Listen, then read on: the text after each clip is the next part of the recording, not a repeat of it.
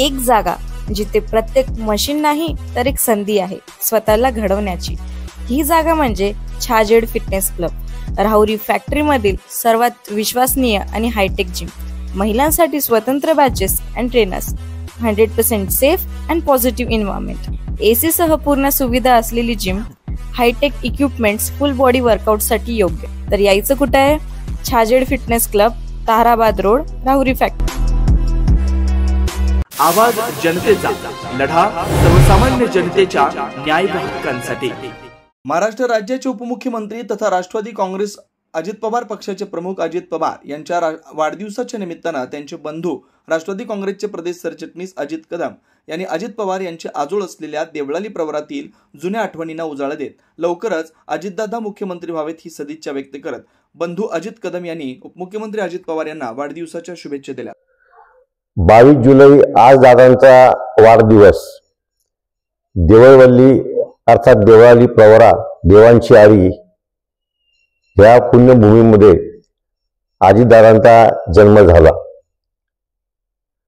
दादांचा लहानपणीपासूनचा सहवास आणि राजकीय जीवनाचा सहवास गेल्या 25 वर्षाचा याचा एकत्रित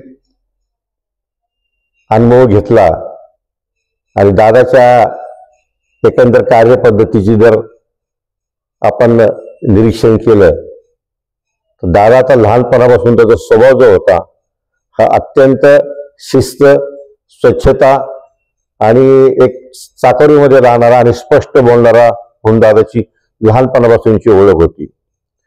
उन्हाळ्याच्या सुट्टी आणि दिवाळीच्या सुट्टीमध्ये लहानपणी देवळाली प्रवरा येथे येऊन आम्ही एकत्र कुटुंबामध्ये वाढलो असल्या कारणाने आणि दादाचंही एकत्र कुटुंब असल्या कारणाने जे काही संस्कार दादाच्यावर किंवा आमच्यावर जे झालेले आहेत ते एकत्रित कुटुंबाचे झालेले आहेत। अशा सगळ्या एकंदरीत वाटचालीमध्ये ज्यावेळेस अजितदादा राजकारणामध्ये आले तर मी सुद्धा पवारसाहेबांच्या मार्गदर्शनाखाली दादांच्या बरोबर आज गेले 30 वर्ष मी दादांच्यावर काम करतोय। दादाचा स्वभाव अत्यंत स्पष्ट आहे आणि ग्रास्पिंग पॉवर म्हणतात की महाराष्ट्रामध्ये वसंतदादांची जी ग्रास्पिंग पॉवर होती त्याच पद्धतीने दादाची ग्रास्पिंग पॉवर आहे। एखादा माणूस कशा करता आलाय, काय आलाय, त्याचं काय काम आहे, त्याची किती कामाची त्याचं महत्व आहे, ह्या सगळ्या गोष्टी दादा एका झटक्यात ओळखायचा। आणि आजही दादाचा स्वभाव जो आहे तो बदललेला नाहीये। दादा अत्यंत वरून जरी दादा बोलताना कठोर वाटला असेल, त्याच्या आवाजामध्ये जरी जबर असला तरी दादा अत्यंत मनातून हळवा आहे। त्याला अत्यंत हलाखीच्या परिस्थितीमध्ये दादाचं लहानपण गेलेलं आहे। वडील लवकर वारल्यामुळे दादाची सगळी जबाबदारी दादावर आली। 2 बहिणी आणि 1 भाऊ अशी जबाबदारी असताना दादाने पोल्ट्री, डेअरी असा व्यवसाय आणि शेती व्यवसाय सुरू केला। त्यातून प्रगती करत करत भावनगर कारखान्याची पहिल्यांदा निवडणूक लढवली, कारखान्याचा डायरेक्टर झाला, जिल्हा बँकेचा डायरेक्टर झाला, चेअरमन झाला आणि त्यानंतर दादाची हे सुरू झाली। आजपर्यंत दादाच्या राजकीय जीवनामध्ये अनेक प्रसंग आले पण दादा कधी डगमगलेला नाही आणि दादा कधी डगमगत नाही। दादामध्ये प्रचंड आत्मविश्वास आहे, प्रचंड विश्वास आहे की ही गोष्ट दादा करू शकतो।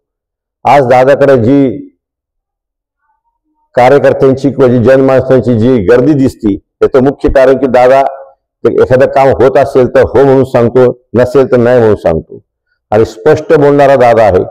दादाची भूमिका एक विकासाचा एक चित्र म्हणून दादाकडे पाहिलं जातं। मग त्याची बारामतीचा विकास असो, काटावाडीचा विकास असो, पिंपरी चिंचवड महानगरपालिकेचा विकास असो, या सगळ्या विकास प्रक्रियेमधून दादा गेल्यामुळे दादाचा पहिल्यापासूनचा एक विषय असा होता की विकास। आणि ह्या सगळ्या गोष्टीतून आज दादाची 6व्यांदा उपमुख्यमंत्री पद दादा भोगत आहे। शिव, शाहू, फुले, आंबेडकर ह्या विचारधारेवर दादा चालणारी दादाची एक वाटचाल आहे। आपण पाहिलं असं की सरकारमध्ये जरी आज दादा भारतीय जनता पक्षावर युती असते तरी काही दादाचे स्पष्ट मत असतात। मराठीच्या मुद्द्यावर दादांनी स्पष्ट मत मांडलेलं आहे की 1ली ते 4थी ही मराठी सक्तीची हवी आहे आणि 5वी पासून हिंदी करावं। सरकारमध्ये असताना सुद्धा दादा स्पष्ट भूमिका मांडतो।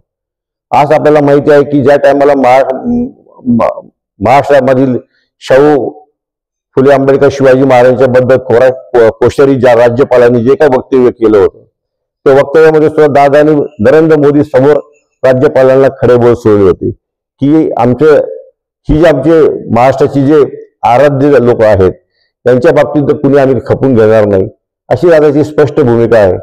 आणि आज नवनवीन घडामोडी आणि सत्य बातमी पाहण्यासाठी आजच आमच्या YouTube चॅनलला सबस्क्राईब करा, शेअर करा आणि लाईक नक्की करा।